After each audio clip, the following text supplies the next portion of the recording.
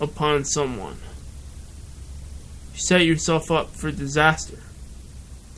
Now, had I stuck with what I was doing before and focused on my goal, you don't set yourself up for disaster. You set yourself up for success. And if you stay focused and stay on your course and you don't get tied in the loop, then you'll succeed. And somebody comes along who does believe in what you do, then you'll be in better shape. Now, I went through turmoil, as to call it, and I wasn't that my ex was putting me down in a span of how many, a year and a half. Wasn't that, but it was me who was putting myself down. Maybe I was dealing with others, but it was me who was very verbally demanding upon myself. Now, I felt I didn't have direction, I was losing money, and everything else. Because I fell for a scam that I wanted to believe was true. But it wasn't. And I suffered a great deal as for the span of, I say, from December to July, I was going on basically $2 a day spending. It hurt. It hurt like you would not believe. And it was monopolizing my time. It was monopolizing my money. And two things you don't want to lose is time and money. And I lost them both. Now, money could be replaced. But that time won't be replaced. That time that I wasted on those two women online, well, let's just say it hurt. Caused hospitalizations. It caused health problems. It cost a lot. But what makes me stronger as a person is my vision of what I plan to do. Which means September, I'm focused. And I have a plan. Which means anyone who gets in the way of me fulfilling the plan that I want, such as other stuff other people want from me, well, it has to go out of the window. Because there's an old saying, and it goes like this: you have to help yourself before you help anyone else. And if you don't help yourself, you're good as nothing. Does it make sense to give all your money away and be broke? No. Well, that's what I did. I went broke. And I paid the price for that scam. And it's why I haven't been posting anything in a while. That's why I haven't podcasted. That's why I haven't written. That's why getting a plan to get myself back together, because you know what?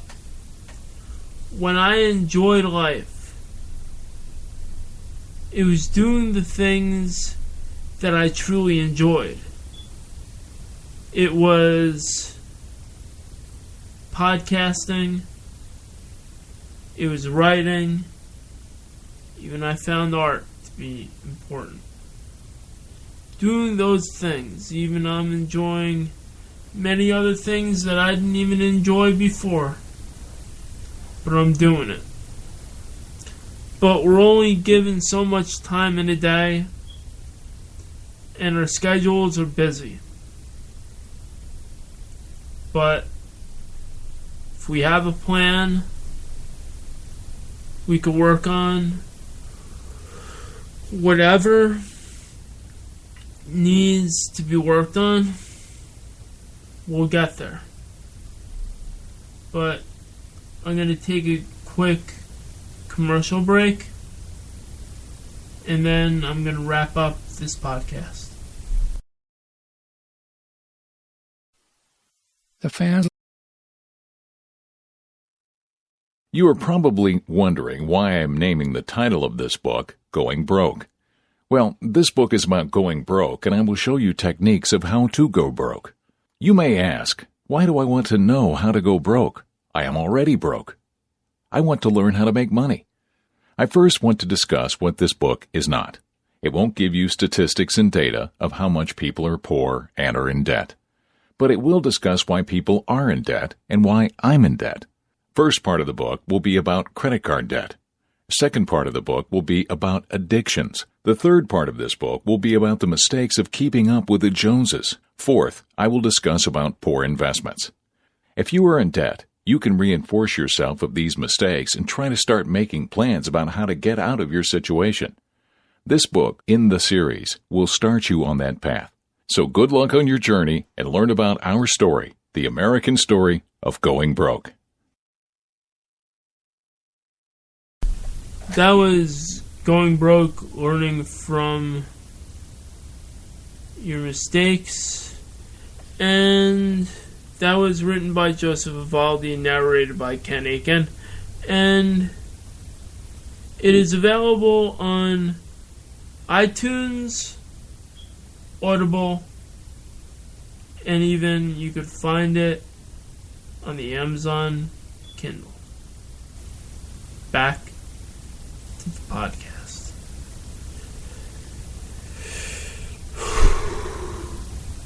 I'm back at the podcast. What can I say? I was talking a lot about scams, about getting started again, and everything else in between. How do we get started again when there's no plan in sight? You work towards it. See, a year ago, around this time, after I was devastated financially, I just wanted to rebuild again. I didn't anticipate that I would be screwed once more and penniless for that amount of time, because they harassed until they got money. which was wrong of them. And anyone who's fallen for a scam, I feel your pain. That's why there's significance to getting started again. Now, people will try to distract you, throw you off, everything else. But you got to be the captain of the ship. You got to sail it to where you want to go.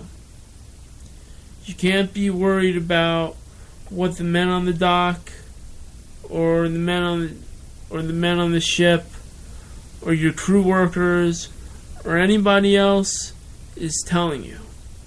You listen, you understand, and you go the direction that's needed, as advised. Sometimes you got to go on instinct. Sometimes you got to go on what is needed. Sometimes you got to be the captain of the ship and guide and go wherever you need to go. And in being the captain of the ship, in getting started, in having a plan, knowing where to go to map things out, you could do what you need to do when you need to do. That is how you get started. Now, I am going to start doing weekly podcasts again. I'll keep you updated on what I could do. Maybe I will do this podcast where I talk about whatever I want, what I want. And maybe, just maybe, I will do a wrestling podcast. Now, I'm thinking about it. I might just do it. Because there are lots of things going on in wrestling that I would love to discuss and build a program around. Rather it is in the Jinder Mahal Championship, my thoughts on that, or it is Roman Reigns, my thoughts on him, or AJ, or whoever. Now, I'm going to end this program. Maybe that podcast will start roughly around Survivor Series, period. And go on running to WrestleMania. But we shall see. This has been the Joseph Evaldi podcast. And has been a good show.